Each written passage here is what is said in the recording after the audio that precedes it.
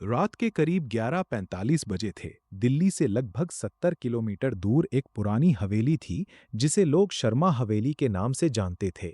उस हवेली की सबसे अजीब बात थी तीसरी मंजिल, क्योंकि वहां जाने की किसी को इजाजत नहीं थी।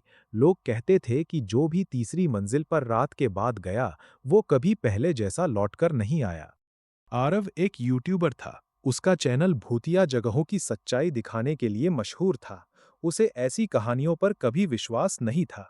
जब उसने तीसरी मंजिल वाली हवेली की कहानी सुनी, तो उसने तय किया कि इस बार वही वीडियो बनाएगा। उसके साथ उसके दो दोस्त विवेक और राघव भी थे। तीनों कैमरा, टॉर्च और ड्रोन लेकर रात 12 बजे हवेली पहुंच गए।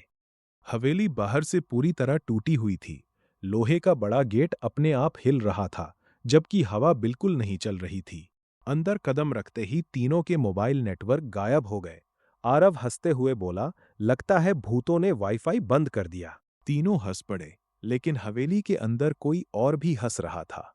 धीरे, बहुत धीरे, जैसे कोई उनकी हंसी की नकल कर रहा हो।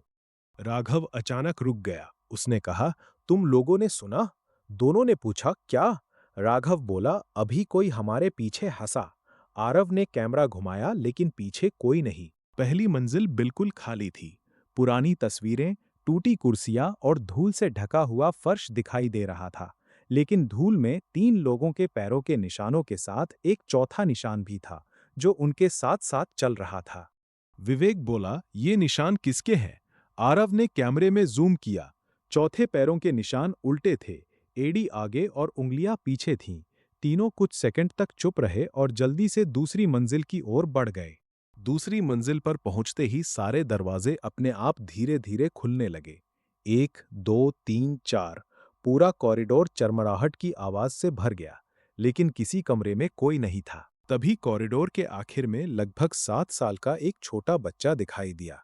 उसने सफेद कपड़े पहन रखे थे, सिर झुका हुआ था और हाथ में एक पुरानी लकड़ी की गुड़िया थी। कुछ पल तक तीनों उस बच्चे को देखते रहे। कॉरिडोर में गहरा सन्नाटा था।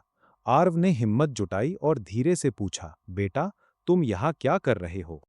लेकिन बच्चे ने कोई जवाब नहीं दिया। उसने बस धीरे धीरे अपना हाथ उठाया और तीसरी मंजिल की ओर इशारा कर दिया। अगले ही पल वह अचानक गायब हो गया। राघव घबरा गया। मैं यहाँ एक सेकंड भी नहीं रुकने वाला। वो सीढ़ियों की ओर भागा, लेकिन वहां सीढ़ियां थीं ही नहीं। उनकी जगह अब सिर्फ एक ठंडी पुरानी दीवार खड़ी थी। विवेक घबराकर बोला, ये कैसे हो सकता है? तभी आरव ने कैमरे की स्क्रीन देखी। उसकी सांसें थम गईं। स्क्रीन में उनके पीछे एक आदमी खड़ा था। उसका पूरा चेहरा बुरी तरह जला हुआ था। लेकिन जैसे ही तीनों ने पीछे मुड़कर देखा, वहां कोई नहीं था।